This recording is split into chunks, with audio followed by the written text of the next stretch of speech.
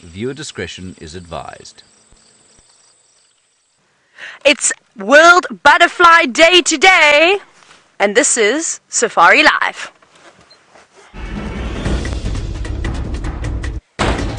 Ready.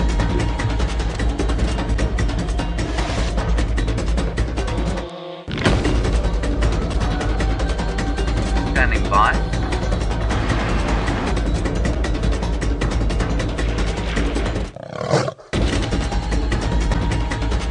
Five, 4, 3, 2, 1. You are live, you are live. Good afternoon and welcome to this afternoon's Sunset Safari. My name is Tayla, and on camera with me for one last time is Brian and the thumb, and then we have the hourglass to symbolize that the time is now running out. So we've got 2 hours and 59 minutes to go with Brian, so we better make the most of it, don't you think? And of course, as you can see, today is World Butterfly Day. Happy World Butterfly Day, everybody. Butterfly Day. Happy World Butterfly Day! Woo! Now we need to find some butterflies. So hopefully we'll see a few. It's a bit difficult at this time, actually, just because most of the butterflies have come to the end of their lifespan. If you will remember, yesterday afternoon on the walk I found a very tattered African migrant butterfly, which sadly was on its way out. But we've got a list today, and I hope that you've all downloaded it. Remember this list? It was shared on, I think, our Facebook page. You'll have a look. It's got the various butterfly names, and we're going to try and tick off as many as we can. And I can already see our first one, Brian. It is fluttering around over here. It might be a bit hard to get, but we'll sit tight. There it is. Da da da da.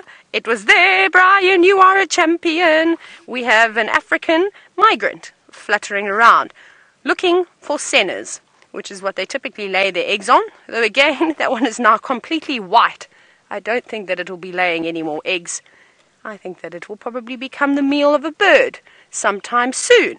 But there we go, starting off the afternoon, and we're going to try and cross as many as we can off of the list, of course. But as you know, you've got to have exceptional super skills like Brian to be able to get a butterfly on camera. Brian, it must be one of the hardest things to film. Yep. Very, very difficult, and you're doing a fantastic job. There we go. You can actually see how tattered and torn the wings are now. It has been... What was that? Did you hear that? It sounded like a growl, didn't it? Yeah. I thought I just heard a growl. Sorry, butterflies.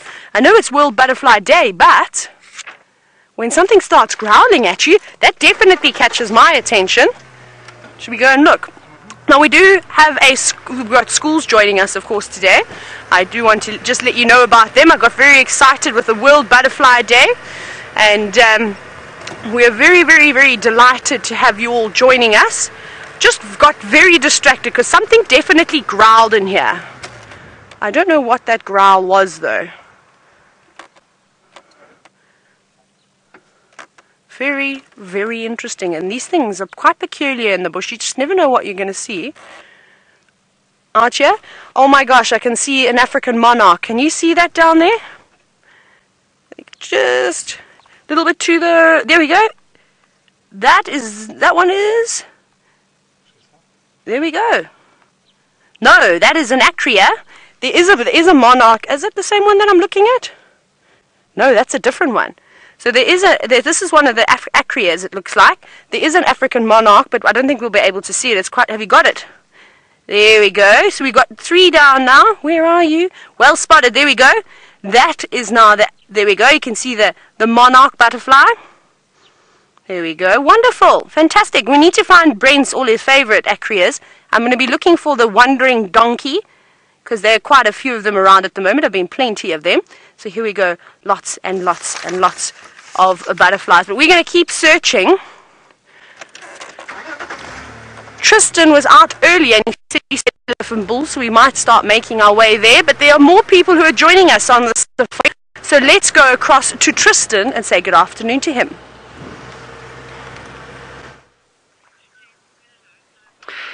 Well, everybody, welcome, as they say, to World Fly Day. There we have our first fly of World Fly Day.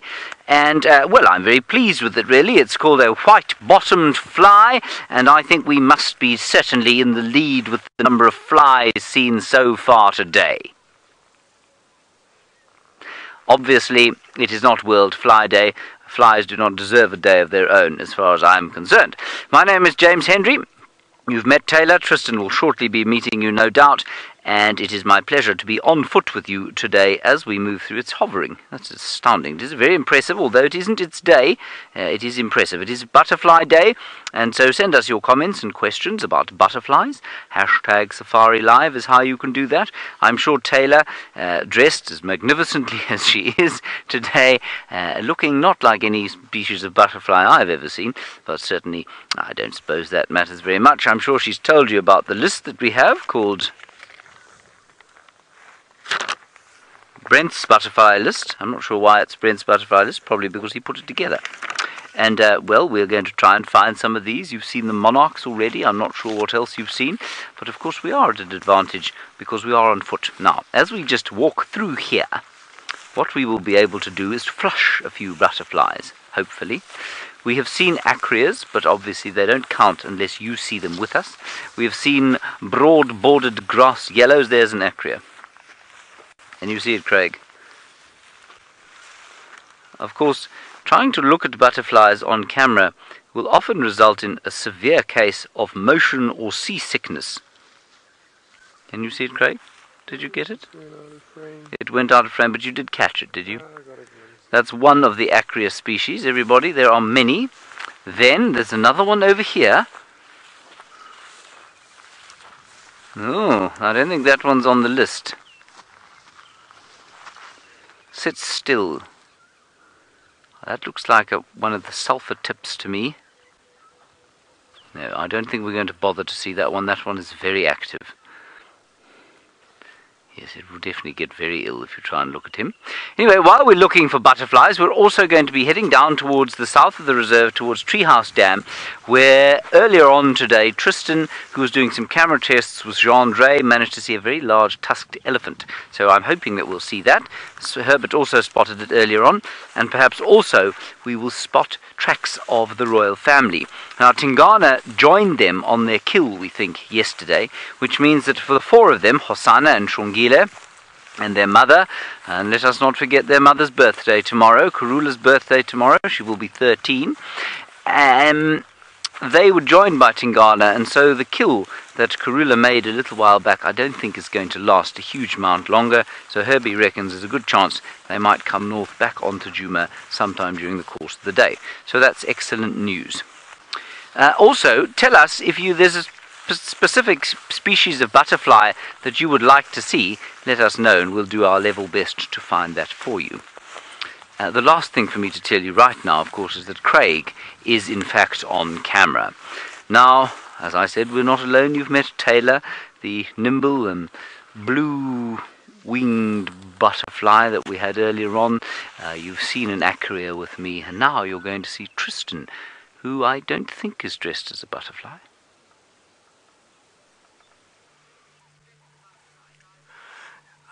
Good afternoon, everybody, and welcome to our Sunset Safari. Indeed, James, I'm not dressed as a butterfly. Unfortunately, was out most of the afternoon, so I didn't get time to prepare. But at least Tayla is represented, and she's got a full regalia of butterfly wings and antennas, and she's looking very dapper. I'm sure she shall attract many butterflies as she roams around the African bush this afternoon. Now, my name is Tristan, and on camera today I've got Herman, and we are going to try and celebrate this World Butterfly Day by trying to find as many butterfly species as we can. Now, I know we've got a list that Brent made for us, and they are the most common butterflies that we see here, and I already see that James has ticked off a few, so it will be great to see if we can find some more. And a special warm welcome to the schools that are joining us this afternoon. It's wonderful to have you. I hope you'll enjoy all the butterflies that we show you. We are also going to look for some of the bigger animals too, which is why I am on this side of the world. So I've come onto the western side of our traversing area, and I'm going to try and look for some lions this afternoon. That is going to be my priority. We're also going to see if we can scratch and see if we can find any sign of one of Karula's daughters, so her oldest daughter Shadow and her little cubs. I believe they were seen this morning in a similar area to where we think the lions are. So I'm going to try and see if I can find either one of those. That is going to be my plan, and in between that we shall try and see as many butterflies as we can too. So it should be a good afternoon. It is absolutely beautiful weather. Oh.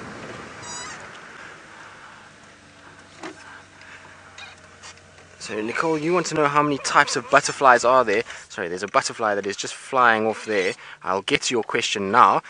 Herman, you see it there? So it looks to be a female common diadem, which would be the number one on our list with Brent. I'm just trying to see if it's got the black dots on the wings. It doesn't look like it. So we get two species of butterfly that look very, very similar.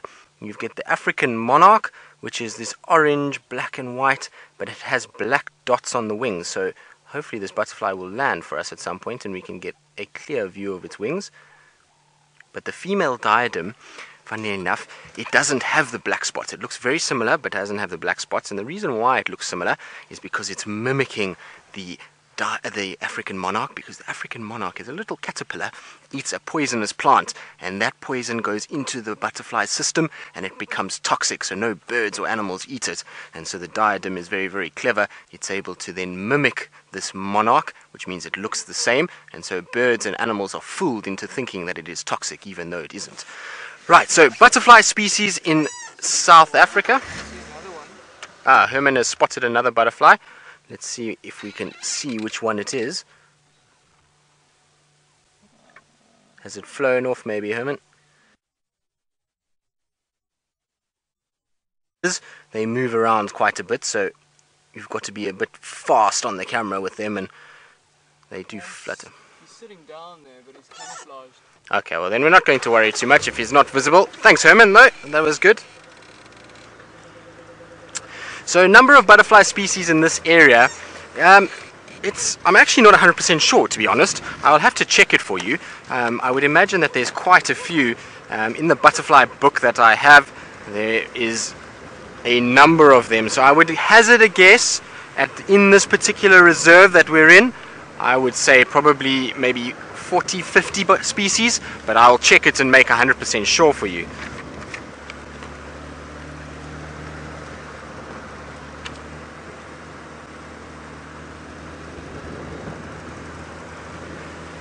Right, so I'm just driving along. Now, unfortunately in this part of the reserve, we do have some issues with our comms and our signal, so I'm just battling to hear Megan, who's trying to feed me a question. So, Emma, you want to know what is a butterfly's lifespan? Well, it depends on the species. There can be some that are a few weeks, some that are a few months, and some that are even a few years. So it depends on which one. It's quite a range when it comes to butterflies. It's like most insects. Even though they can be from the same family, they will have a multitude of different lifespans and ages that they live to. So some will be very, very short-lived with only a few days, and others a little bit longer and will be able to survive for longer periods of time. I'm just looking to see if I can find any tracks here as we turn off. Naisha, that's a very good question. You want to know whether the butterflies are invertebrates or vertebrates. Butterfly is an insect, it is an invertebrate, so it does not have a bony skeleton. Oh, there's another one. So we saw the female diadem. Now there is a male diadem that is here on this tree. So I don't know if you can see it, Herman. So the male looks very, very different to the female. The female was that orange and black that we saw. So you see on the back side of this quarry here, Herman? No, wrong side, wrong side. No, this tree right here, this one? Yeah. But towards the back edge, there's a butterfly sitting on the back side of the tree. I think it's flown off now. Okay, don't worry. We shall find more of them. The common diadem, as the name suggests, is quite common. But I was saying that the female is that orange and black with the white band that we saw earlier. And the male is different. The male has got black and white wings with a little bit of blue shadowing the white. And they look completely different, which is very, very strange in the butterfly world. Most of them look quite similar. You don't often see too many differences between the male and female. Alright, so you can see that this is a really good area for both the leopards and the lions. There's lots of nice shade here, especially for the leopards. There's lots of places for them to hide and to be able to spend their afternoon resting. Like I was saying just now, it is quite warm, so for a leopard it's the perfect place to come and lie down and rest and spend some time in the shade before the evening starts. Just checking to see if there's any signs of tracks. And it's amazing, the butterflies seem to have known that today is World Butterfly Day, because yesterday and the day before, very few butterflies. There was one or two, but not very many at all. And this afternoon there seems to be an abundance of them. Everywhere I look there's butterflies fluttering everywhere. Now some of them are very fast, so it's difficult to get them on camera, and the others hopefully will be sitting nicely on the grass. Now James has an advantage, because when James is walking, the butterflies don't scare as easily with a big hulking great vehicle. So when we come along and we lots of noise, the butterflies get a little bit scared and they then fly away. So let's see if these butterflies in front of us are going to land on the road. It will be nice if they do. You can see them there. There's one just in the front of our vehicle, Herman, just on the edge of the green there. In the middle, to the left, to the left.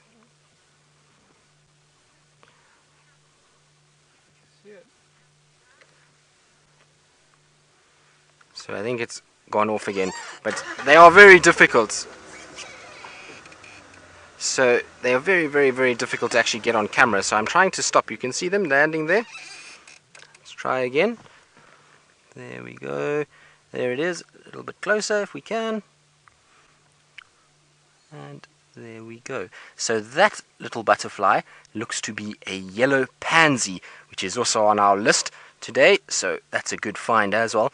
And the pansies often sit like this. They will sit on the open and they just twitch their wings slightly, and that's why you can sometimes ID them just from the movement of the wings. You'll find that they open them out and then bring them up again and then close them.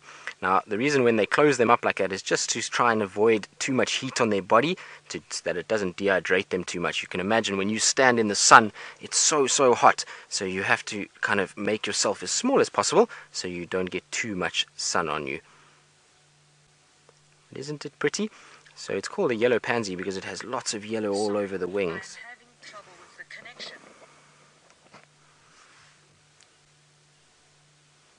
Now, that is a very pretty little butterfly. I was hoping it would turn around because its back is very pretty, but alas.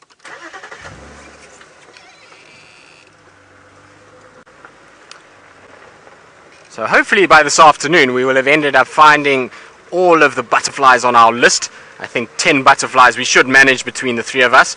I'm surprised the Tayla butterfly is not on this list, but at least you can add that one to it. Right, so we're going to carry on looking for these felines with sharp claws and sharp teeth, and while we do that, I think let's go across to James Henry, who has a feathered friend.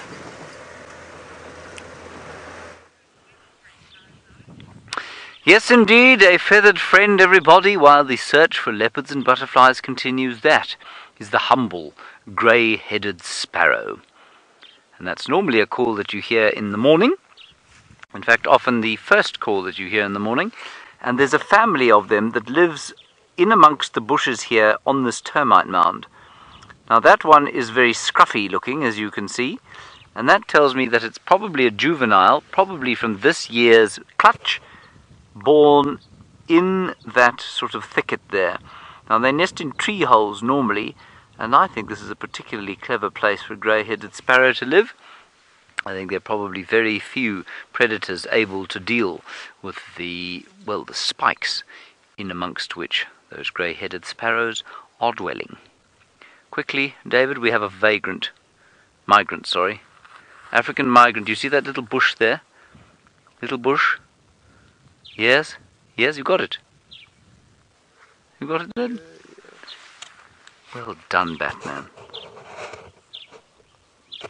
Oh, I've lost it too. There it is. You got it? It's disappeared below the grass. Yes. I can see it flapping.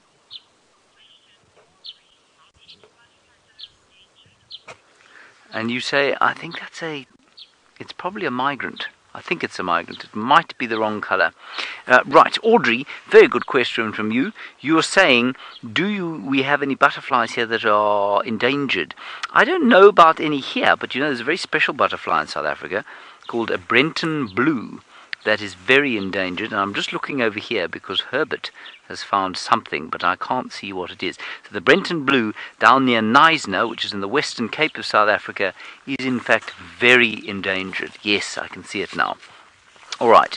Now, Craig, there is a hare's tail bush. Can you see that? It's that little sort of thing that looks like a bottle brush. Yes?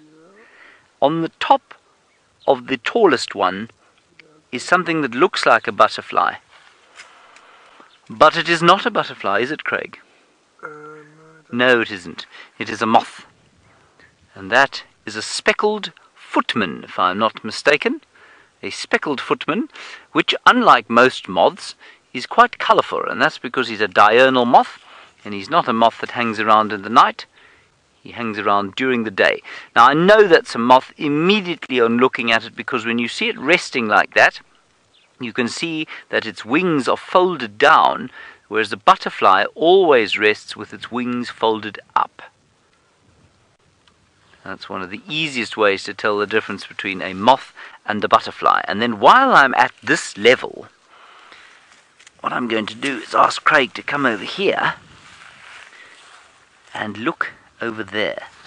There is a caterpillar sitting on what we call a Waltheria bush, and these Waltheria bushes are very popular for many of the caterpillars to grow on. And that, I don't know what caterpillar that is, or what butterfly or moth it's going to become.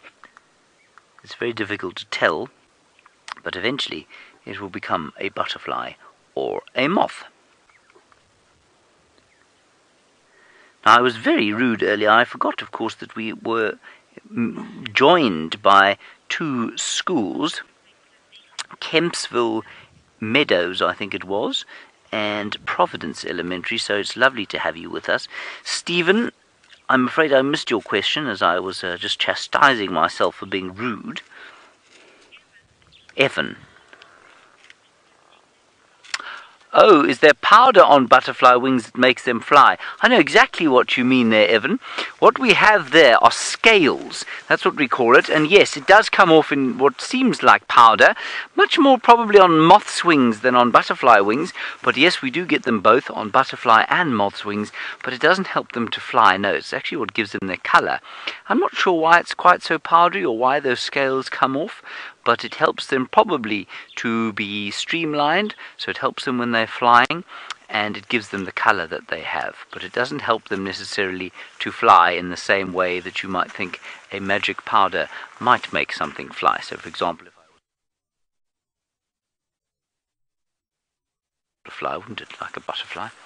Probably a little bit sickening sometimes, because it is amazing how they change direction and they're able to fly in such heavy winds and heavy conditions, despite how very how light they are. How they don't weigh anything at all. Now, I'm also not sure if Tayla or Tristan have explained to you metamorphosis. So I'm just going to ask if anyone's done that for you, and if they haven't, I will do it now. And while I do that, Avia, you're wondering if any of the butterflies have, or what eats them mainly. It's mainly birds that eat them. But you saw that caterpillar eating on the Waltheria plant. The Waltheria plant and many of the plants out here are toxic, and that means that the butterflies become toxic to various predators. And often they're coloured. You saw the monarch butterflies with Tayla a little bit earlier, and the acria with us very early on.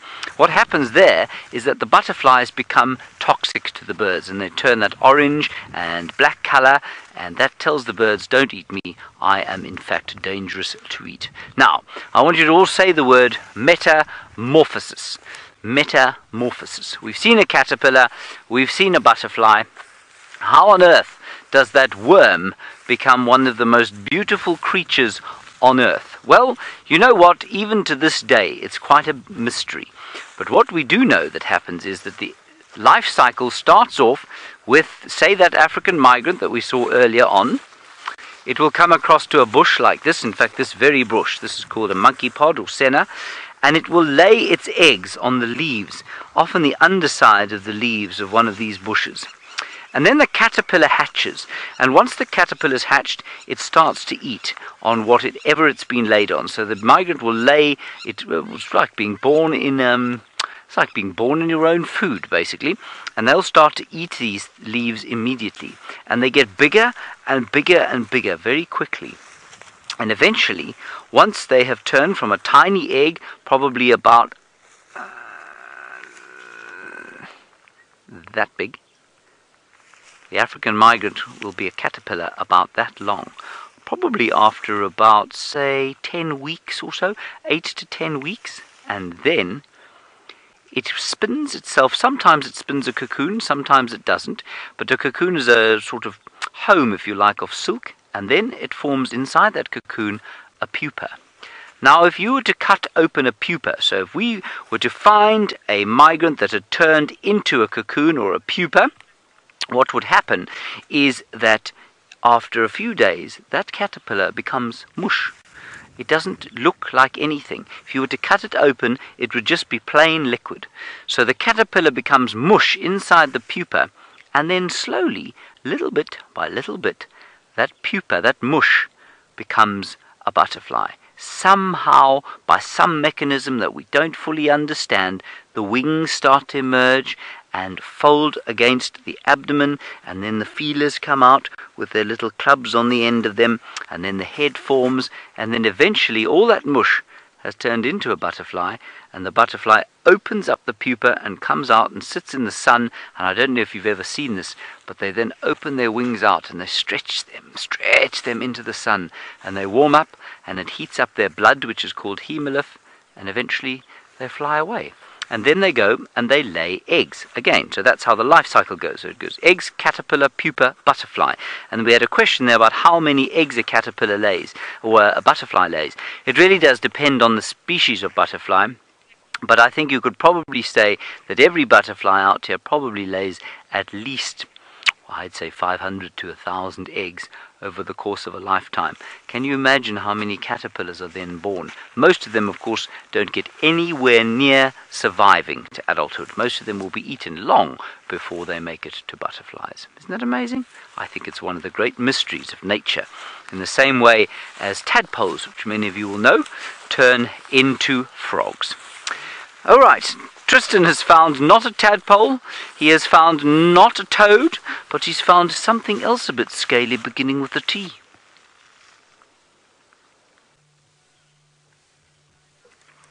Indeed we have. It's a tortoise.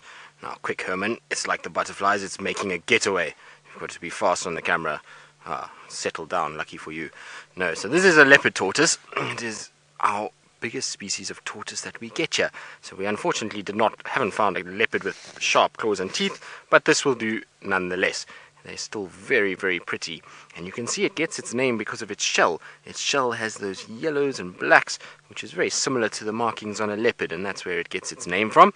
And it is actually part of what we call the small five out here. So there are 5 animals that share a similar name to the big 5. So the lion, elephant, buffalo, rhino, and leopard. And so this is the leopard tortoise, which is part of the small 5. And this tortoise is a girl. Now the reason why I know it's a girl is just because of the size. The males don't get as big as the females. This female is quite large, so she's quite an old girl already, and she's making her way slowly through the thicket. Now I don't want to disturb her. It is a very hot afternoon, so I'm not going to go anywhere near her and make her stress in any way, because unfortunately for a tortoise is they carry lots of their water with them. They have a special little sack called a bursa sack, and that keeps the water inside and keeps them hydrated even through the winter months. And the reason why they need that little sack is because these guys are very slow moving. As you can see, they don't move very fast, and so in winter, when we have very little water, it's difficult for them to find water, and so they need to store it with them so that they can keep water and keep themselves hydrated through those winter months. So we don't want to scare them, because if they get scared, then they drop all that water out and they can dehydrate and die. So we shall leave our friendly little tortoise and let her go on her way and carry on in our search for the cats.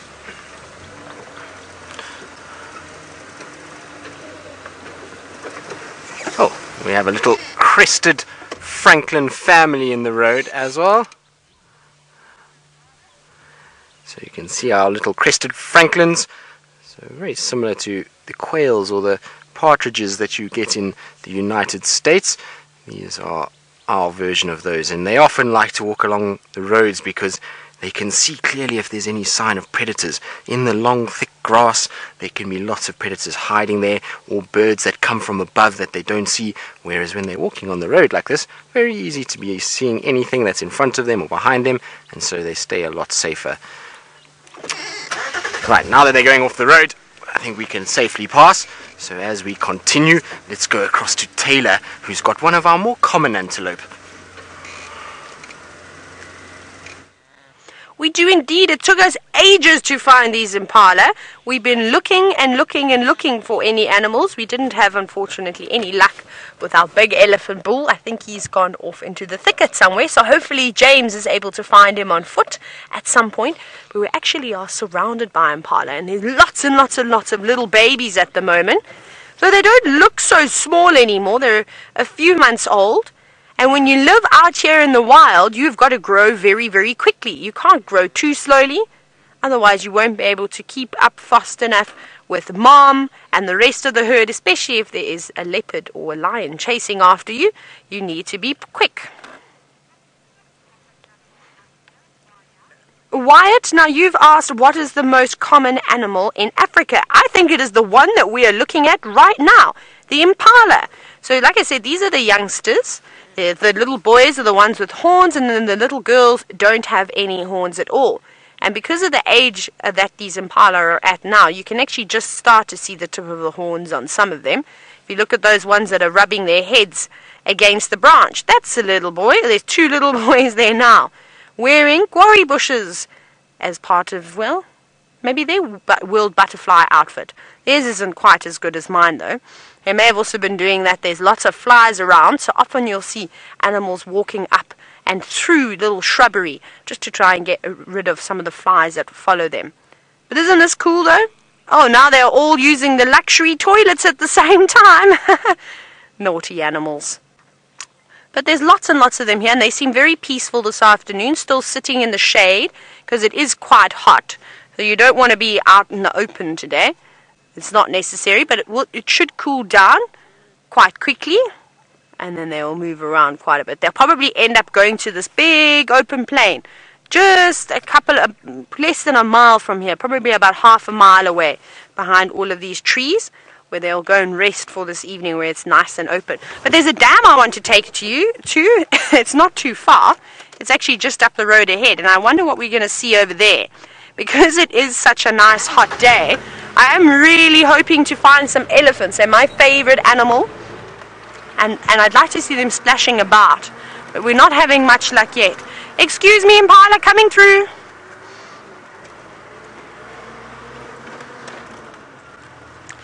Sadie, you're wondering how fast do Impala run? Much faster than you and I can tell you that. Oh, my favorite, my zebras are here. Hello, zebras. I'm going to show you my favorite herd of zebras now too. So Sadie, they can run pretty quickly. You won't believe it. I'm terrible at the conversions, but I'm sure you can ask your teachers and they can help you do the conversion for you. But they can, I would say, at a full sprint, they're probably reaching speeds around 70 kilometers an hour, maybe just less than that. But they should be able to sort of run quite comfortably for quite some distance at about, I'd say about 60 kilometers an hour. Hi, Zebbies. Now I'm going to try and sneak up to these guys. They're normally very relaxed. Hello. Good afternoon, everybody. It's nice to see you again. I thought that you had left us. Now this is my favorite herd, and if you have been watching before, you would have seen that I often walk with these zebra. They have become quite used to us on foot, and they are very relaxed with us while we're in the vehicle. But this is not all of them. This is one of the family groups of zebra that we see, and there's another group that's actually quite big, and then every now and then they join up together. But now you can see what I mean about all the flies. You can see they're swatting away. They are very unhappy with all the biting insects. Whoops! See, they get quite excited, especially the youngsters. They often chase each other around, very much like horses, and bite each other and kick each other. and will just spend the most of the day playing and also grooming themselves. But the thing that all these animals out here do the most is eat, which is what we see them doing most of the day. Now, zebra actually like water too. And I haven't seen zebra in the water since I've been up here. But when I was in the Eastern Cape, so the southeast coast of South Africa, we often would see zebra coming down to the rivers and submerging themselves and having a lovely swim around just to keep nice and cool on a hot day. So that would be something else that I'd like to see, is swimming zebra. And like horses, they can actually swim very, very well. And if you've ever seen some videos, or if you watched when James went to the Mara in Kenya, you would have seen plenty of zebras crossing rivers that were up to their heads. And they were able to race through those raging torrents quite easily. They're very powerful swimmers. Rylan, you're wondering how far can zebra run? Well, these animals out here, and particularly how fast, sorry, not far. So zebras can't quite run as quick as a racehorse, because remember, thoroughbreds are bred and they are trained to be able to sprint at quite a high speed. I don't think they can run quite as fast as an Impala can, so I will put their speed roughly at between maybe 55 and 60 kilometers an hour, somewhere around there. But they've also got very good stamina, so they can keep it up for quite a long time. And you see, the predators, so the animals that are wanting to eat the Impala, wanting to eat the zebra, can't often run as fast and as long as these herbivores can. So that's where their advantage comes through, trying to get away from the animals that are trying to eat them, is that sometimes they can outrun them. But lions, leopards, hyenas, even wild dogs, they've all got amazing camouflage, and they will try and sneak up to their prey as close as they can. Lydia, you're wondering how long a zebra can live for. Again, fairly similar to horses, not quite as long as a horse, because I know when you have a domesticated horse that lives at home, sometimes they can live for a very long time. One of my friends had a horse that lived to almost 30 years old, which is very, very old, but the typical age is about 20 years. And I would say that it would be very difficult for a zebra to get to quite that age, because there are lots of things out here that would want to eat them, and life is very tough. It's very stressful. There's nobody to take them into a stable at night or feed them. They live out in this big, crazy, bad world that nature has provided them with. So I would suspect that a zebra wouldn't live for more than about 15 years, give or take. You might get some very, very old zebras that are exceptions, and you might get some zebras that don't live for very long at all. Now they're actually going towards the water. Well, they look like it for now. They could change direction again. I'd like to try and head up closer to them. Maybe they'll go and take a drink for us. Now, if you think a zebra is pretty by just looking at them now, you should see what they look like with their reflection. Tayla, you're wondering how a zebra got its stripes. So if you've ever looked at all the different types of animals that you get in the world, you'll see that they've all got unique patterns to them. And we see the giraffe that have got those big splotches, sort of brown splotches on them. The leopards have got rosettes, and then these guys have got black and white coloration to them. And I'm going to just try and go in front just a little bit so we can get them walking towards us instead of their bottoms all the time. Come on, guys, go and have a drink for us. Here we go. We'll park up here nicely. So a zebra, if you look very carefully, is actually black with white stripes. So the pigment, the color of the skin underneath all of that hair, is black with anything that belongs to the equus family, so is related to sort of horses. So even donkeys, if you take your hands and you pull, or you just lift their hair up gently with your fingers, you'll see that their skin is black, and the same thing is with the zebra. So that's just white hair that they've got. Oh, just checking it didn't come unplugged. But this is a lovely little family, a little harem that we've got here. I'm still looking for, I haven't seen the stallion just yet. I think he's the one that's just at the back on the left. But he doesn't look like a particularly big stallion. He still looks relatively young. I've seen some other stallions that have got very big necks and much bigger shoulders. And definitely when I've seen the entire herd together, when there's quite a few of them, well, this is always tough, and I've got to hide my little antenna, is that they're much bigger than that. So maybe he's a young up-and-coming boy. But like I said, this herd often mixes with the other group. I think they are going to go for a drink. Please go for a drink, Zebbies. Now, you might in a moment see a fence. You can just see the top of the fence now. That is a lodge. So that's where people go to stay if they've come from all over the world to come on safari. That's one of the lodges. So that fence is just to try and keep the elephants and the buffaloes out. It doesn't stop the cats, and the antelope can actually jump over that fence.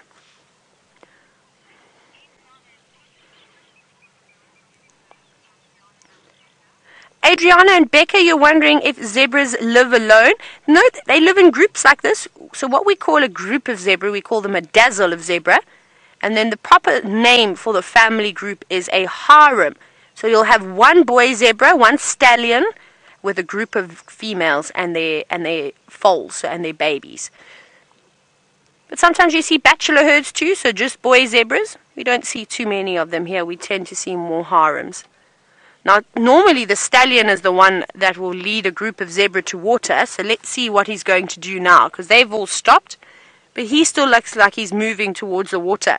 And the stallion is responsible for picking and protecting the herd. Sorry, you can see the dam is just to the right, the little watering hole there. And he will look out for predators, and if it is unsafe, then he will lead the herd of zebras away and bring them back a little bit later.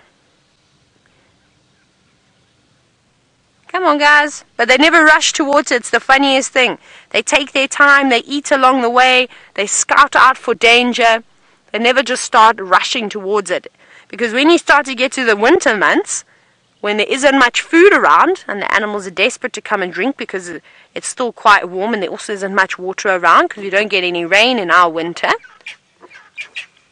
is you will get... There's a bird that's just started shouting. Where are you? This bird is being very rude. I'm trying to tell you about the zebras, and it's out competing with me. It's louder than me. There's not many things that are louder than me in the bush. It looks like a Natal spurfowl that was making all that noise. So, when the winter season comes upon us, often the predators, like the lions, for example, will sit around and wait for the animals to come and drink at the watering holes. So that's why they've got to take their time. And there's lots of birds. You see the oxpeckers all running around. Oh, that one is collecting, looks like zebra hair. Look how cool that is. Taking all of its hair. It looks like is there a bit of grass in there too? It looks like it's collected quite a few different things. So maybe that bird, that oxpecker, is going to go back to its nest, and it's going to line its nest with all of those sticks in the zebra hair, which will be quite nice. That's not very nice. Don't pull all that hair out. You can imagine that would be so nice and soft for some baby birds to sit on. But, oh my goodness, we've been talking a lot about predators, haven't we now? We haven't seen any, we've just got something that they like to eat, but it seems as though Tristan has found some lions. Let's go have a look. Indeed we have, Tayla, and really it's very, very exciting. I haven't seen lions for a few days now, so very happy to find the beautiful Nkuhuma pride. So it looks like the 3 females and some of their cubs that are relaxing in the shade on this hot afternoon. And there you can see they just spread out a little bit. Each one has found its own shady area, so there should actually be in total 3 females and 6 cubs, and there is 5 females in this pride, but there's 2 that have separated recently, and they have gone on their own a little bit. It could be because they're mating, and that's why they're busy trying to find a different area. But you can see that female, just when we came up, she woke up and put her head up just to see who we are and what we're doing. And now you can see she's starting to get sleepy. Look at how those eyes are starting to close, and she's starting to nod a little bit, and soon I think she'll go flat like the rest of them. There we go. Time to put her head down and sleep. And you can see the flies are a little bit annoying today, so if there's lots of butterflies, there generally is lots of flies too. And it's because of all the rain that we've had and now a bit of warm weather, the flies are out in full force and flying around, busy irritating these lions.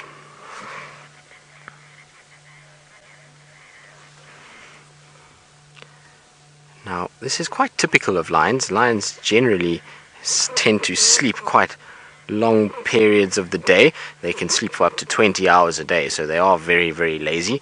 And the reason why they're so lazy is because when it is time to actually hunt, then they've got to expend a lot of energy, and so it's better to sleep during the hot part of the day and try and store your energy than it is to run around and waste energy, and also in the daylight the antelope can see them a lot easier than at night, so it's a lot harder for them to hunt, so they would just be wasting excess energy by running around. And you can see there's the rest of them in the background, just the odd ear flicking every now and then as the flies go inside.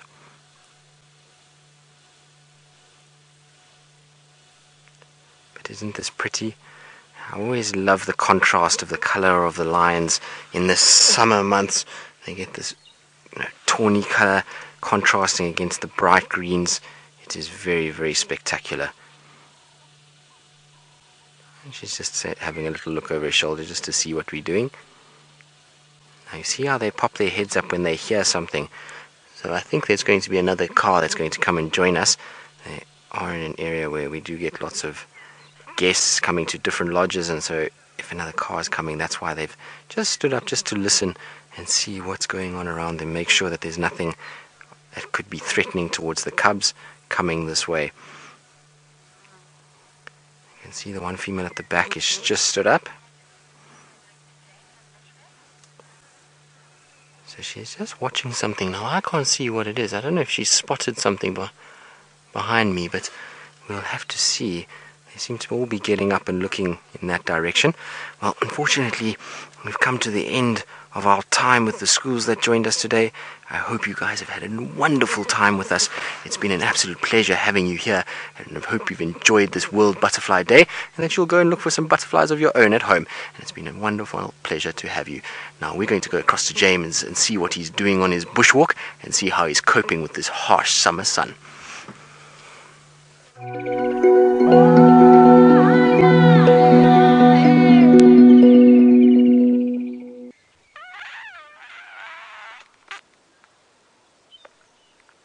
Here we have a caterpillar disguised cunningly as a schnauzer, if you know what I mean. It's got that long sort of strange hair that a schnauzer might. And Craig said to me as I picked it up, he said, "Isn't it going to sting you?" And my answer to him, no, it won't sting me, because what I'm not doing is putting my hand on top of those nasty hairs, and it's also not getting down my shirt, like Brent Leo Smith had a rather unpleasant experience about a year ago, where he by mistake drove under a bush that was filled with these things. I think they were actually the processionary caterpillars, and they got into his shirt, and he was unable to carry on the drive because his skin came up in very itchy, painful welts. Now, if I was to put this caterpillar down my shirt, which I'm not going to, I think that might also be the case. But I can't feel any stinging on my hands at all. They can't actually sting. It's an irritation that occurs from the hairs. Isn't he spectacular? Lime green and a little bit of sort of brown and grey and black and white. It's a wonderful colour. Don't know what he is, don't know where he's going. I found him on the road, and so what I'm going to do is put him back in the bush over here. Now, we haven't got much closer to Treehouse Dam than we'd hoped to get. Well, we're a bit closer, but we're going to now march in a straight line towards there and see if we can't pick up on that very large elephant bull that was around there a little bit earlier on.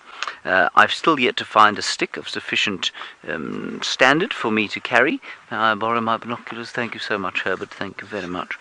And so I've got rid of the one that I started the drive off with.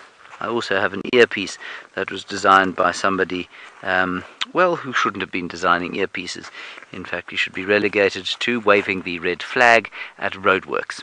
That is the skill level of the person who designed this earpiece. Now, Tristan, of course, as you know, has got the lions, which I've forgotten what a lion looks like. So when you come back from him, please tell me when or what it is about a lion that I should be looking out for in the bush here.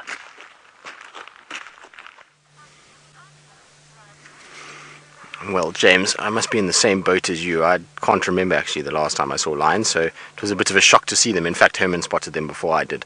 So my eyes are not that good with them either, so we shall sit down this evening and replay the footage and go through it together and remind ourselves what exactly these tawny beasts are and how they work. But whatever they were seeing just now is obviously of not too much concern, because they've all just lay down and decided it's time to rest again. And here comes one of the little cubs from behind mom. Might be coming to see if there's a chance to get a bit of milk. Now they're looking quite thin, so it does look like they could do with a meal, definitely.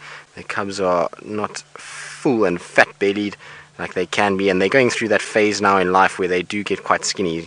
When they're first born, lion cubs are always so fluffy and fat, and they look really, really healthy, and then they go through this kind of stage where they go between sort of 6 months and a year, and they always look a little bit scraggly at that time. They kind of thin out a little bit, and then by the time they reach a year old, they start to fill out again and start to look like this adult that's busy approaching now. And doesn't she look spectacular?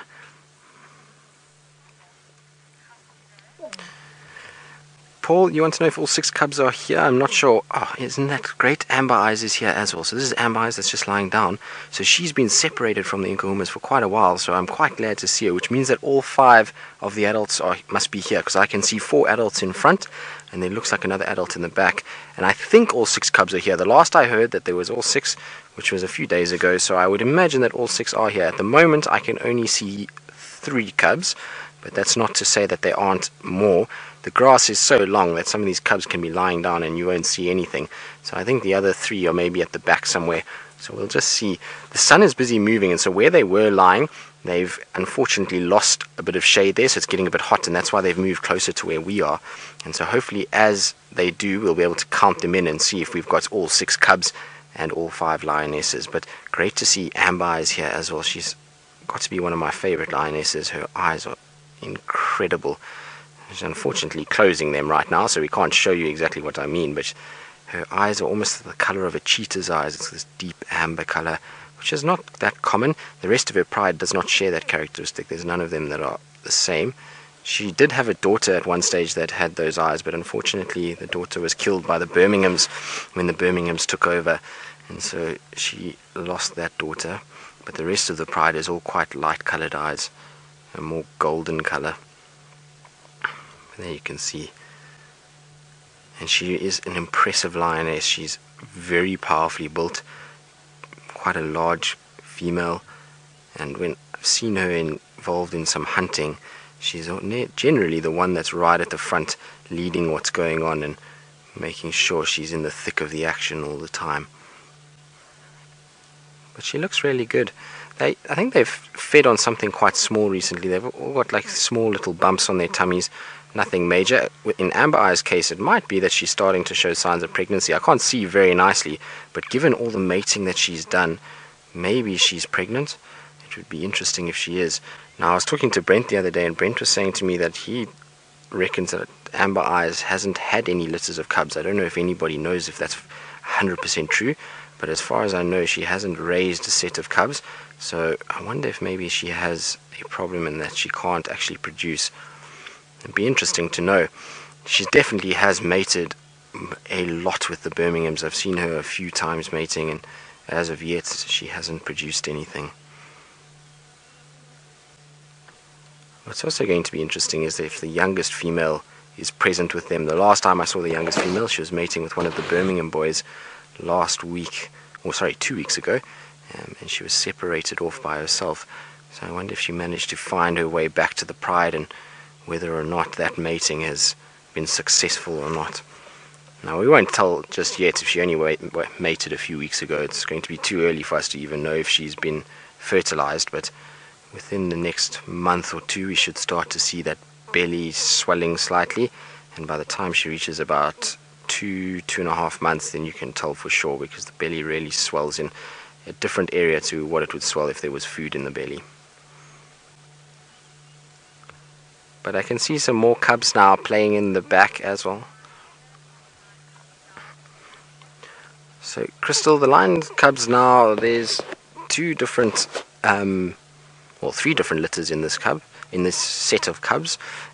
So the older ones are about 8 months. They were born in May last year. So actually they're getting on a little bit now. I suppose we're into March already, so they're 9 months. And then the younger ones are about 7 months. Then they were born a little bit later in June. So of the younger set, though, I think only one of them survived. There was 3 that were born, and the other 2 unfortunately were the ones that died from a rare muscle disease that came about because of the drought. So even though in the time of drought the prey animals get weak and it becomes a lot easier for the predators to catch and find food, it also brings about issues for the predators because the prey animals are so malnourished and they've got no food and they've got no condition on them. There's very little nutrients in their meat, and so the lions were killing buffalo more and more and more and more, but they actually weren't gaining the nutrients that they needed, and they got this muscle disease called white muscle disease, which is basically a deficiency of vitamin E. And unfortunately the younger cubs, because they were still quite small, their body wasn't able to deal and cope with that, and they unfortunately died. So it left us with the 6 that we have today.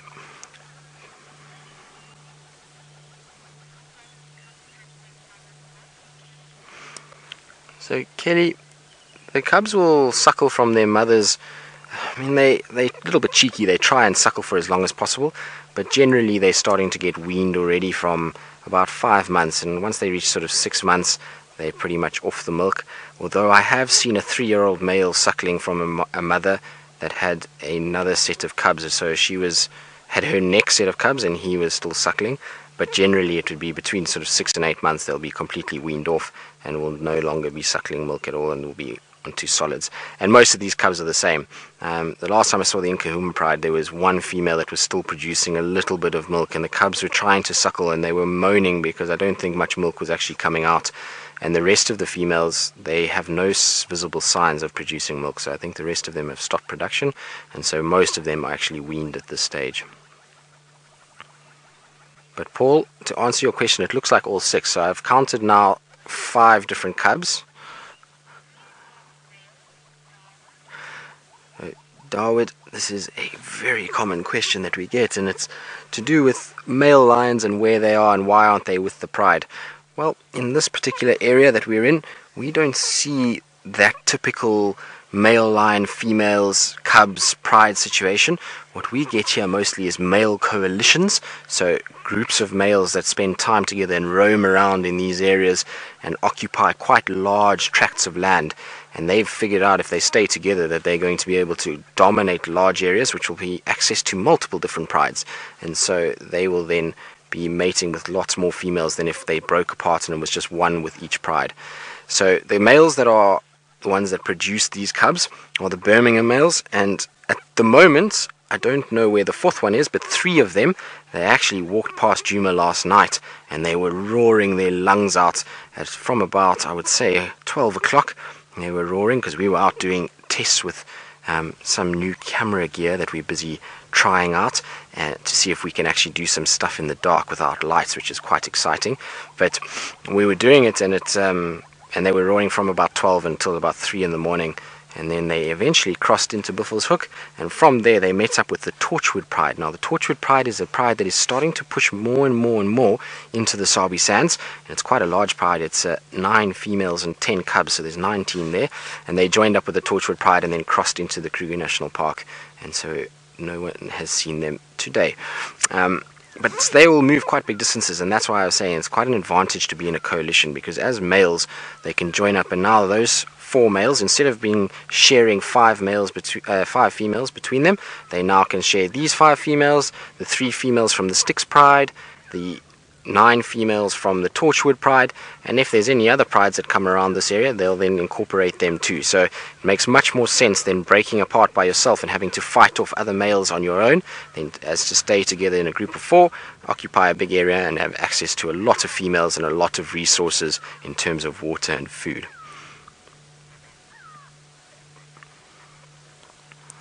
But I think this is pretty much how these lions will spend the afternoon. I think they're going to be very, very flat and sleepy. It's still very warm. Although I reckon around sunset, these guys are going to start to wake up and move around. So it's going to be interesting to see what happens with them. I reckon that they're going to be hunting this afternoon with that small tummies that they've got. I reckon that there's definitely going to be some movement tonight. So I think we'll stick around and see what they do. So while we watch them sleep away, let's go across to Tayla, who's continuing our march forward, counting down the species of butterflies on this World Butterfly Day. We haven't seen any more butterflies just yet, Tristan, but we are indeed looking. I'm also very interested in finding an elephant, and well done for finding the Nkuhumas, and I'm so glad that all 5 of them are back together, because we were all worried sick whether they were going to return to each other. We weren't 100% sure what was going on there, but how fantastic is that? And I'm sure you're all very excited. So remember to share your screenshots with us of the return of the Nkuhuma Pride, and you can hashtag Safari Live, of course, with your questions and any really cool screenshots that you get today too. But let's see if we can see any butterflies around here. There's quite a few different acrias out at the moment, but they're all looking very tattered as well, just very much like the African migrants. They're not looking great. The only ones that I've seen at the moment that still have got beautiful colors on their wings seems to be the African monarchs and the pansies. I haven't seen too many tattered pansy butterflies. Actually, I haven't been seeing too many pansies, just a couple of yellow pansies. Now, one of my favorite butterfly species, and I don't know, maybe some of you have got a photo that you can share, perhaps you've seen one with Brent or one of the other presenters, is an eyed pansy. They're lovely and blue, and they really are stunning creatures. Down in the Eastern Cape, we were very lucky. We got green-banded swallowtails. What was one of my other favorites? We see a lot of eyed pansies, of course, lots of diadems and guinea fowl butterflies, which were quite nice as well. And I really enjoyed the cabbage whites too. We saw the vagrants, well, the African migrants or the common vagrants. They were also around there too. So there's plenty butterfly species. Oh, and citrus swallowtails like turtle doves. They were common and they were big, really massive. There's citrus swallowtails flying around. Brian, have you ever seen a pearl Charaxes? I haven't. Haven't you? No. It's a very nice butterfly. I don't know if I've seen any here either. They're really nice. I saw them down in the southern sector, so those are nice. Pearl Charaxes or Pearl Emperors. I think the name has gone from Charaxes to Emperors now. And now we're just doing a very quick loop. We're just going to go and check. There was a big elephant in the bushes, and hopefully we're going to get him come out and have a mud wallow. So quickly have a look on the dam cam and keep an eye out for us to see if that elephant pops out. But speaking of large mammals, it seems as though James has been successful in locating one on foot. There we are, everybody. That is the elephant we were looking for. I know it's not a great view, but we're standing here with very little cover between us and him. It's a big bull that was in Treehouse Dam earlier, and maybe when you see Tristan again you can get him to show you a picture. We're just kind of waiting to see what he's going to do. I think he'll pop out eventually, but we need to get some height or some cover so that we can view him nicely. We can't go any closer than we are now at the moment. The wind is good for us, so he's not going to smell us, but if he looked this way he'd probably see us. I'm just going to move slowly this way.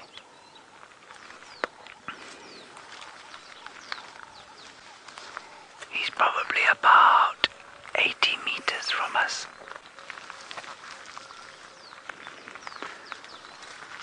That's about 250, 60 feet or so. And he'll hear us very quickly if we make too much noise or we stand on a stick or something like that. And as many of you know, our objective behind these walks is very much to observe the animals without them knowing that we're here.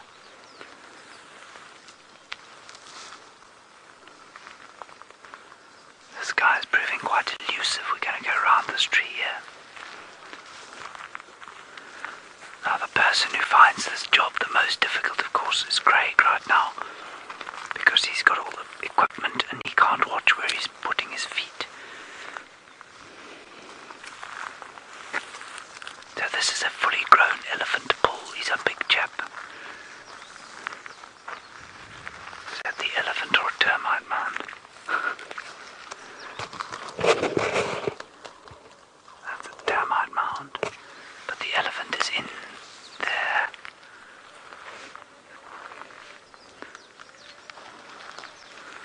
Maybe he's just saying he's moving down this way.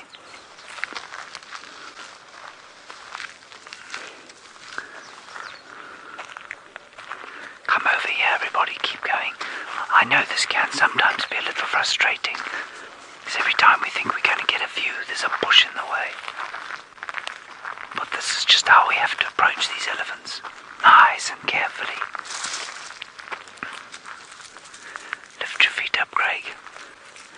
Now, if you do happen to make a noise, and you can't hear this, but I can hear him feeding, he's feeding and feeding. If he suddenly stops, that's when you go. Because then obviously he's picked something up, he's heard something or he's smelled something.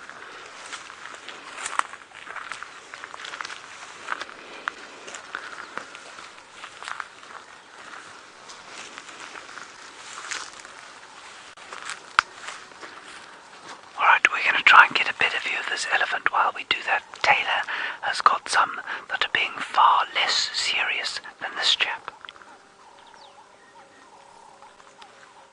Oh, we do have some elephants, but they're definitely slightly spooked. But we did see a very big elephant bull earlier. He was hiding away in the thicker vegetation. And they seemed to be, they were swimming happily, and then the next minute they've just freaked out and they all came out of the water and are moving away. So I don't know what has startled them so much, but we'll see if we can get a better view. But this particular pan down here, unfortunately, is not deep enough for the Ellies to swim. It sort of just covers, I think, their knees, and then that's about it. But a big herd nonetheless, and it was something that we wanted to see this afternoon, so at least we managed to tick another animal off of the list. Now I'm looking around for this Ellie bull. I thought I heard some branches moving around, but I don't think so. I think he's maybe got distracted. Should we go and get a closer look? What do you think, Brian? Yeah. I think so. Let's go across. We're going to shoot across the dam wall very quickly. I'm still just looking for this elephant bull to see where exactly he has gone. Now, this is actually proving quite difficult to drive with wings. Makeshift sarong wings, which actually work very well, because you see, as I turn, they sort of come over like that and then get stuck on the steering wheel. Geraldine helped me with my outfit, so she's actually the one that you've to thank for this beautiful outfit that I have.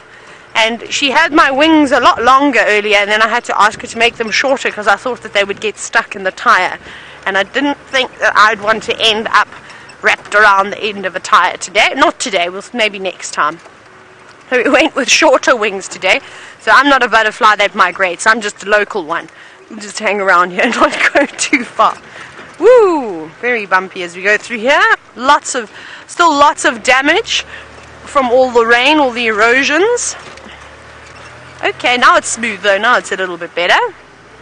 Ellie's come back. I was enjoying you in the water.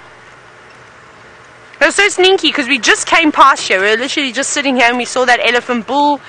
And we thought, okay, let's do a quick lap. Let's go past Gallagher Pan and have a look to see if they're going to maybe come out that way. I didn't even know there was a herd in the bushes.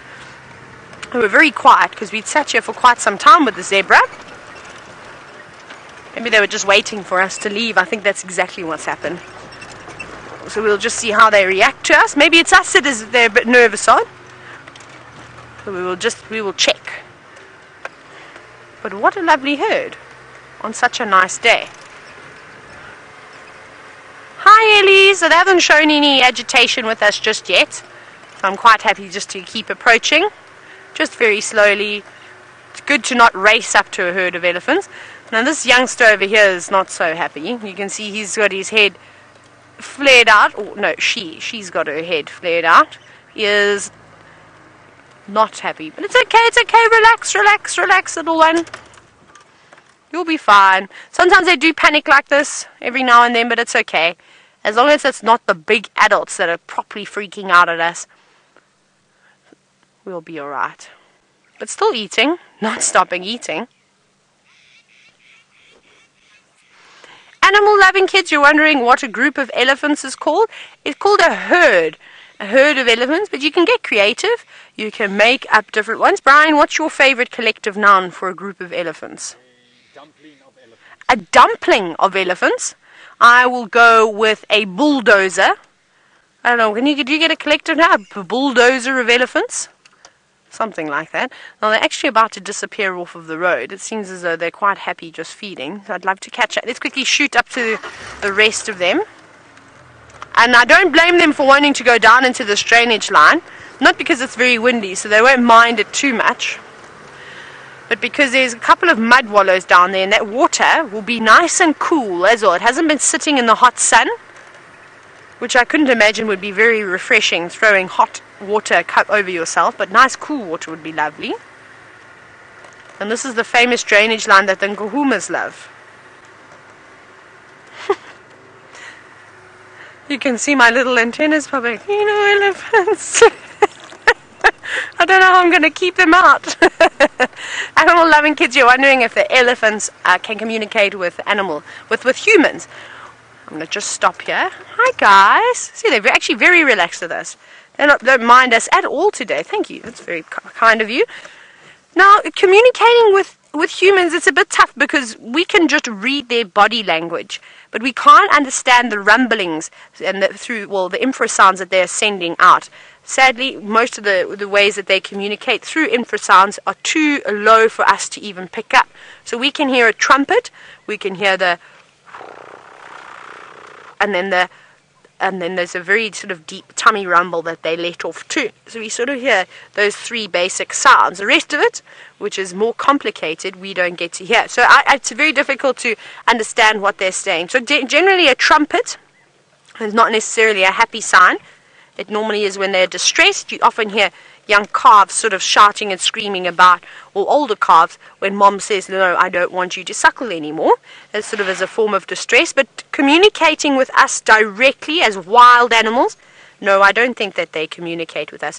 We've just learnt their behavior, and when they tell us that they're unhappy with us, by showing us different signs, flaring their ears or pointing their noses towards the sky, moving their tails away from their body, or shaking their heads, stomping their feet, then we know that we need to give them a little bit of space. It's a massive herd. There's actually a whole lot that are heading towards Gowrie Cutline as well. It's really, really big. But this is so lovely to see them feeding on all of this lovely lush grass. And snap away, take as many screenshots as you can, because it is going to be really interesting in a few months' time to compare the vegetation to what it is now to what it will be like in the heart of winter, and see how dry it is, and it'll be interesting to see how long the grass is going to last.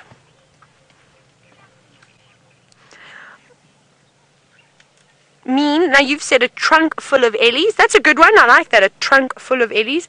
What else could it be? I'm trying to think of some good ones now. A trumpet of elephant? Could do that. There's lots of different ones, but that's what I love about collective nouns, is that you're not restricted. You can be as creative as you like and give them all different types. And my favorite one, I think, is a carpet of lions. That's my favorite collective noun of all. It has to be a carpet of lions. And they kind of do look like that, and I think that's what the Nkuhumas look like at the moment, all sprawled out in the shade, hiding from the hot African sun. And I don't blame them. It's the same thing with the Ellies. See, they're moving down to that drainage line. It'll be nice and cool there. There's lots of lovely lush vegetation for them to feed on. I don't know where our friend the bull is. He seems to have disappeared. I think he's given this herd of elephants a skip now, and probably came through. There's lots of bulls in must at the moment. So the big bulls, like the one that James has on foot, are going through, searching for the breeding herds, looking for females in estrus. Now, speaking, of course, of elephants, we've had this massive herd. You got a quick visual of one big Ellie bull with James. I think he's managed to find a better spot. Let's go take a look. Well, I've managed to find a better spot from a safety perspective. I haven't managed to find a better spot for us to look at the elephant. We're quite a distance away from him now. As you can hear, I'm speaking. Normally, I'm not whispering. He's over the top of this false marula tree here, which I'm standing on. And Herbert has just gone down to sort of scout a path. So we're going to follow Herbie down. But before we do that, I have found myself a stick, certainly that will last us for the rest of this drive. And, well, here it is, straight. Let's go. You want to go down that way, Craig? I'll go down here. The wind is good for us.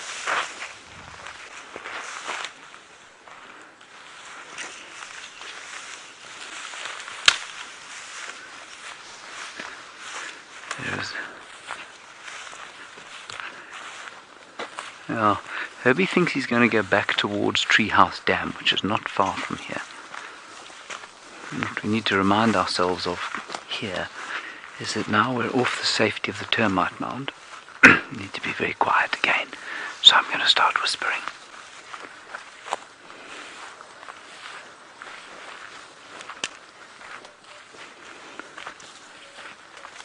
I'm not sure what I think I'm going to do with this stick while we're approaching this elephant.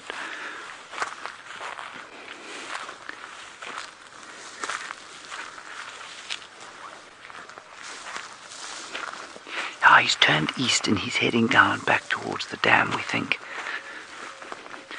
Hello, animal-loving kids. You're wondering why it is that bull elephants stay away from the rest of the herd? Well, I think it's a function of the fact that testosterone is not a social hormone. And the more testosterone just about any male animal has... Ooh, he's close now, he's close by. Just see his ears flapping there.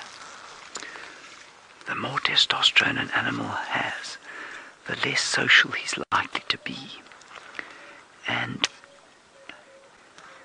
in the case of elephants, they do become semi-social when they're not in must, when their testosterone levels are a bit lower than they would be when they're in their full-blown must or time of mating.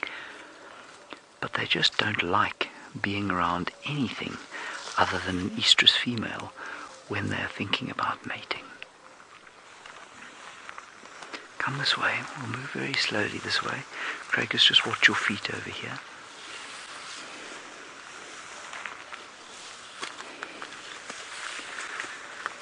And while I feel relatively calm, my heart rate is up because it's not necessarily because of the potential danger here. It's because there's a profound sense of something else. The profound sense of that we are not as dominant as we think we are a lot of the time. And that out here, without anywhere really to go, relying purely on our brains, which of course is our most prized asset when it comes to looking after ourselves, we truly are in the middle of where it all began for humanity, here in Africa, in amongst these great creatures. And they have played an enormous role in moulding us into the species that we are.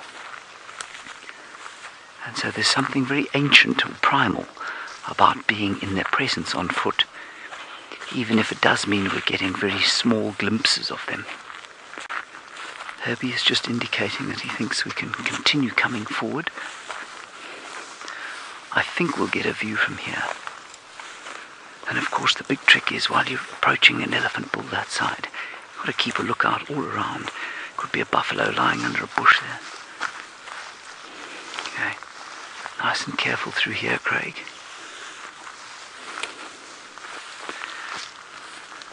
This bush is very, very thick.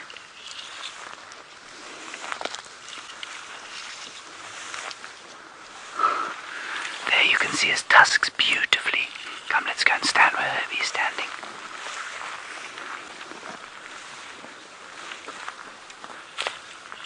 There. Can you see him there?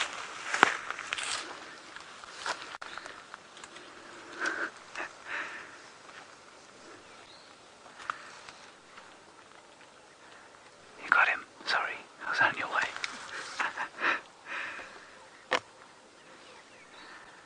I think that elephant knows he's being watched. He's not feeding anymore. But now he started again.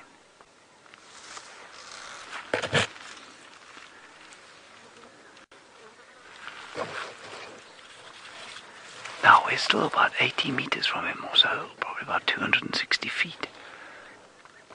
And he's flapping his ears because it's quite warm, it's not hot. It's a rather delicious temperature. It's the perfect sort of March, April temperature. Probably about 72 degrees or so Fahrenheit. And Herbie's just indicating that where he is, the view is no better. So I think this is where we're going to stay for the meanwhile. And I'd love to know from you how a sighting like this makes you feel. We played the game during the TV series of the one-word tweet. I'd love to know in one word on #SafariLive what it would feel like to you to be on foot with a great giant like this, 45 years plus, 6,000 kilograms, upwards of 14,000 pounds. How do you think it would make you feel? #SafariLive, tell us how you think that would make you feel. And I guarantee you, it would be different from the sense that you'd get if you were actually here. Because even in vehicles, no matter how many times I see elephants, this feeling of being with them on foot, knowing how ultimately vulnerable we are. Oh, look at him. He's coming this way. He's got massive, massive tusks.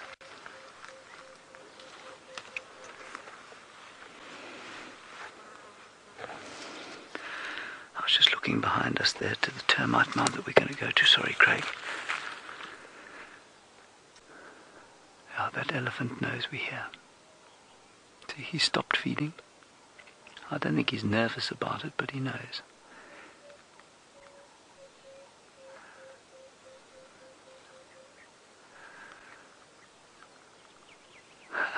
This is so cool.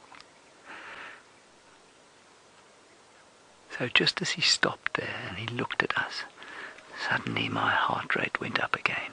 Again, not because I don't think we couldn't get away from him, because he's not indicating any kind of irritation. It's not like he's lifting his head up or splaying his ears.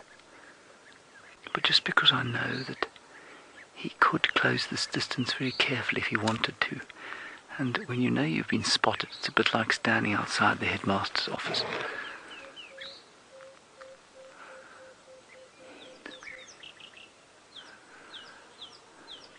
Hello Caleb, you say trepidation is your one-word tweet. Thank you for that. Yes, there is a certain sense of trepidation, but for me, what I'm trying to get across to you is not the danger thing. There are lots of danger rangers around the place who will tell you that we have the most dangerous job in the world. But for me, it's very much a sense of how do we touch the wilderness? Yes, hunter, absolutely. I feel that. Well, I feel that most of the time, but definitely now. Small, you say. I think it's a great word. We definitely feel very small in his presence. Go over there to Herbie, Craig.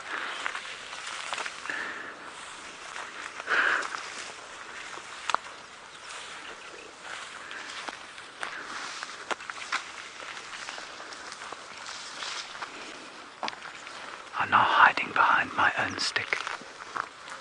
There he is.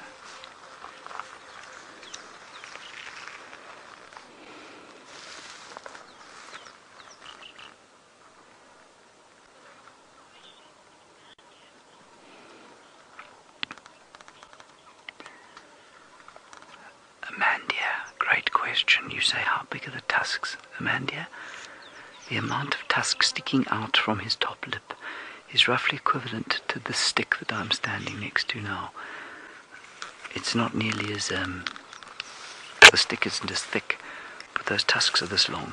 This is about 5 feet, maybe 5.5 feet, and they're about this thick. At the base, they're about that thick. And at the tip, well, they're quite sharp. You don't want to be on the sharp end of them.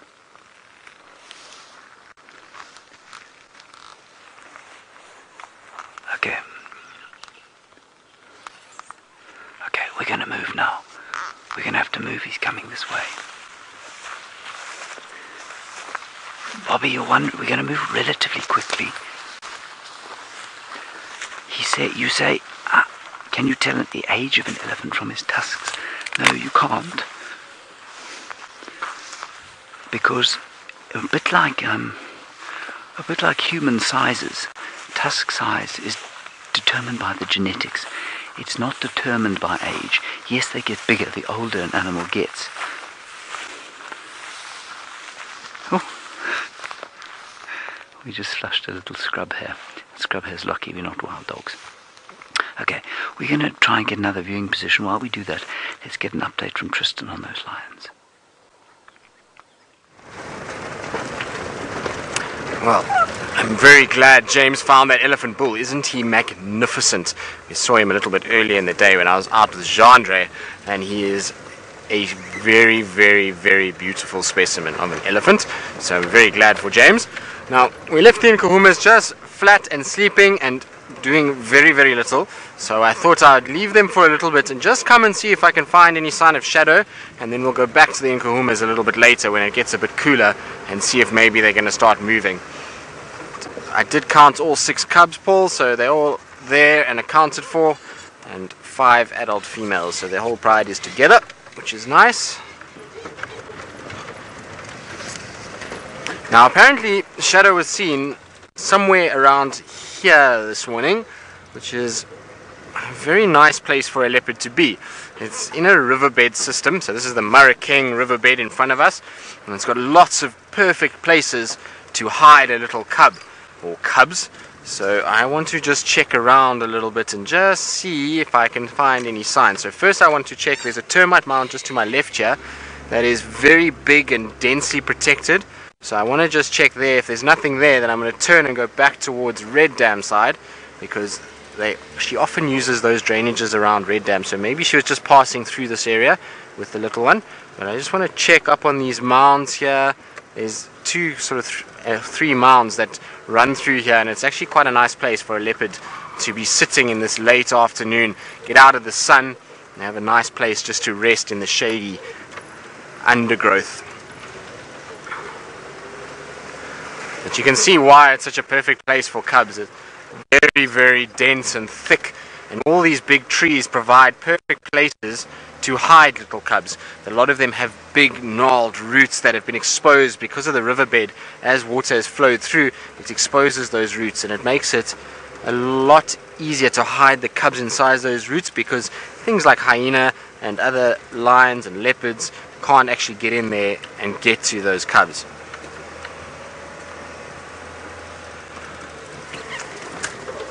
But it's amazing how different this all looks to 6 months ago. 6 months ago there was no grass whatsoever in this riverbed. It was just plain sand. It was completely open. All the vegetation was pretty sparse and bare. It was not looking very good at all. So the termite mound I was thinking of is this one up front here. It's got a beautiful big jackalberry that comes out of it, or off to the side of it. And it really is quite nice and sheltered, so I just wanted to check. You can see there's also a nice big hole inside there. Now that wouldn't be a good place for a cub, but it's still, I've seen other leopards spend a lot of time in. I've seen her here before with her cubs just on the other side of this tree, so just coming to have a little look. But it doesn't seem like there's even any sign of her tracks here, so I'm going to turn around and go back the other way like I said. Now the thing is that if she is around and she does have her cubs, she will not be, we won't be able to view her at night. That's why I'm trying to do this now. The lions we can spend some time with in the evening, so I'm trying to do this now just so we have a chance, if we do pick up tracks or if we do find her, just to spend a little bit of time with her. So Herman, you got to keep your eyes out. Animal loving kids, my favorite animal, well, you're looking at it. So my favorite animal is the leopard.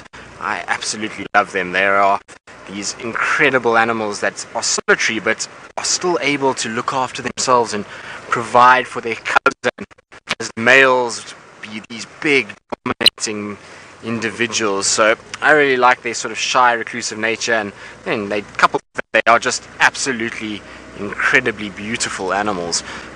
Really nice to photograph. So that is my favorite animal, followed very closely by elephants and wild dogs. Right, so we're going to go through a bad signal area because we're in this riverbed. So let's go across to James and see if he's managed to dodge that big elephant bull.